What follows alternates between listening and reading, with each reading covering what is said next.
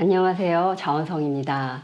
오늘은요, 22 언어도단 심행첨열 하겠습니다. 이 단어는요, 쉽다고 생각하면 쉽고 어렵다고 생각하면 어려운 그런 단어입니다. 경에 이르기를 언어의 길이 끊어지고 마음 가는 곳이 없어진다고 하니 그 뜻이 어떠합니까? 언어도단 심행첨열을 묻고 있습니다. 말로써 뜻을 나타내매 뜻을 얻으면 말이 끊어지니 뜻이 곧 공함이요 공함이 곧 도인지라 도는 곧 말이 끊어진 까닭에 언어의 길이 끊어졌다고 하느니라. 도가 어쩌고 저쩌고 도가 이러쿵 저러쿵 이렇게 말로써 그렇게 이야기를 하죠. 그런데 도, 또 자성, 또 부처 그런 것들의 그런 단어의 진실한 뜻을 알게 되면 정말 참 뜻을 알게 되면은요 말이 없어져 버립니다. 그러니까 진리란 도저히 말로써 표현해낼 수 없는 것이죠. 그래서 말이 끊어진 까닭에 언어의 길이 끊어진다고 했습니다. 그런데요 해탈 선사님들이 언어 방편을 쓰죠. 깨달음에서 나오는 그 진리와 그러니까 지혜와 그리고 지식을 가지고서 이제 선사님들이 이야기를 하십니다. 저희들을 제도하려고요. 그 방대한 지혜는 어떻습니까? 무한합니다. 무한한 그 영광 속에 있거든요.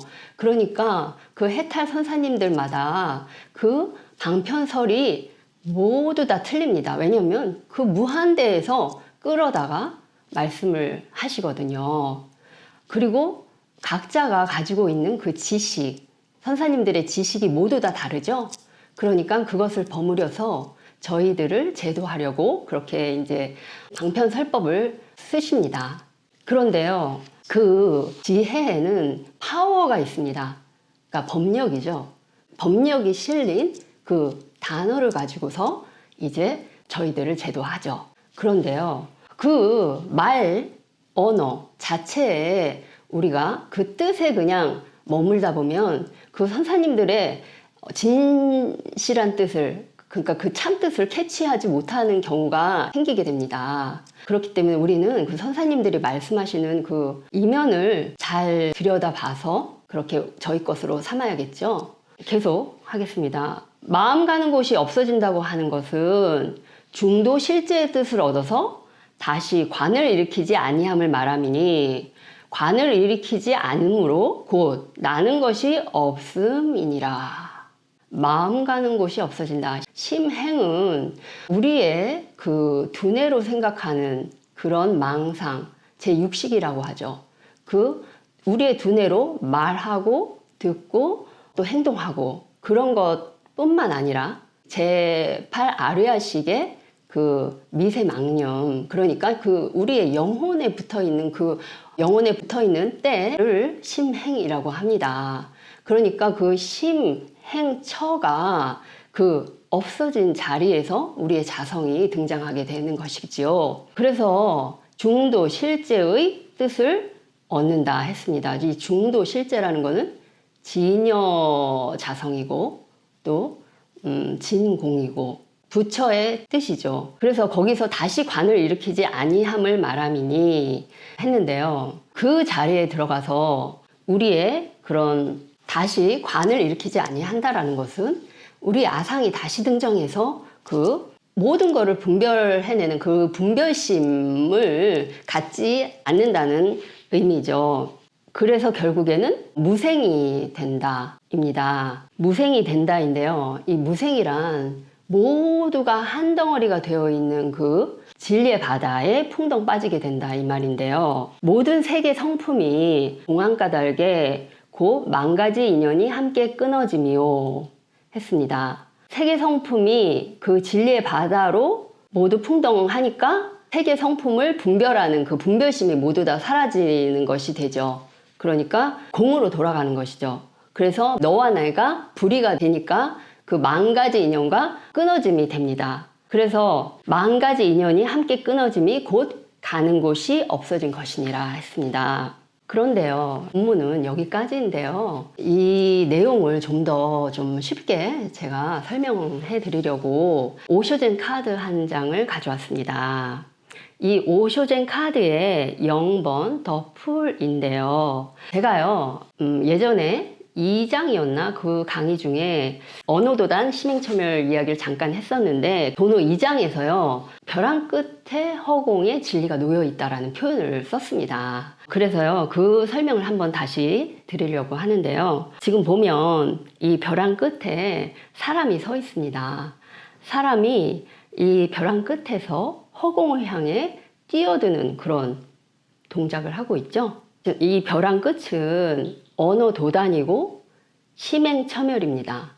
그러니까 언어가 끊어진, 또 마음 가는 곳이 없어진 그 곳이죠. 그 곳에서 우리는 요 허공을 만나는데, 이 허공은 이제 제가 비유해 볼게요. 진여자성이고 진공이고, 또 이 허공은 신과 부처와 하나 된 그런 곳입니다.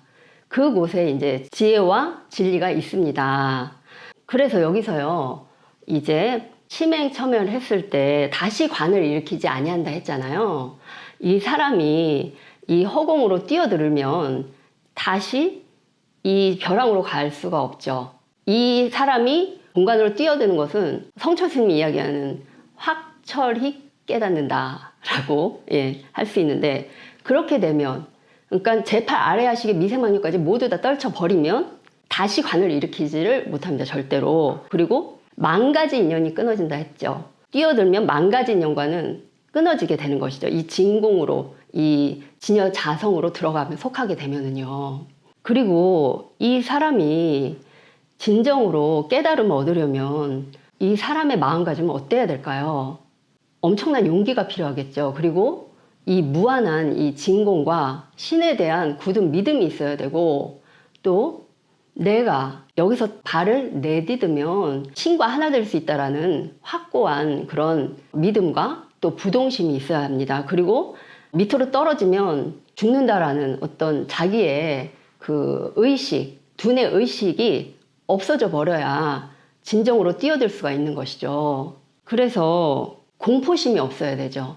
반야신경은 우유공포라고 나오죠. 공포심이 없어야 진정으로 진여자성과 만날 수 있게 됩니다. 그래서요, 제가 이거 들고 온 이유는 요 차원을 좀 잘 설명해 놓은 카드이기 때문에 가져왔습니다. 그리고요, 요즘 선사님이 이제 도덕경 강의를 하시죠. 그 도덕경 강의 1편이 나갔는데, 거기 보면 도가도 비상도, 그리고 명가명 비상명이라는 이야기가 나오죠.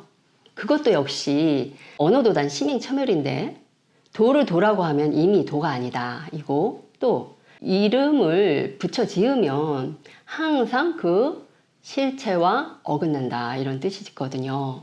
그리고 서산대사님의 성가기감 4에 보면 이런 말이 또 나옵니다. 온갖 이름을 억지로 갖다 붙여서 혹 마음이라 하고 부처님이라 하며 혹 중생이라고 한다. 그러나 이름에 얽매여 아르마리를 내서는 안 된다. 그 밑바탕에서는 모든 것이 옳은 것이지만 여기서 한 생각 움직이면 근본 뜻에서 어긋난다. 심행첨열에서 중도 실제를 얻어서 다시 관을 일으키면, 한 생각 움직이면 근본 뜻에서 어긋나는 것이 되겠죠. 저희 종사님이 이 성가기감 강의를 해 놓으셨거든요.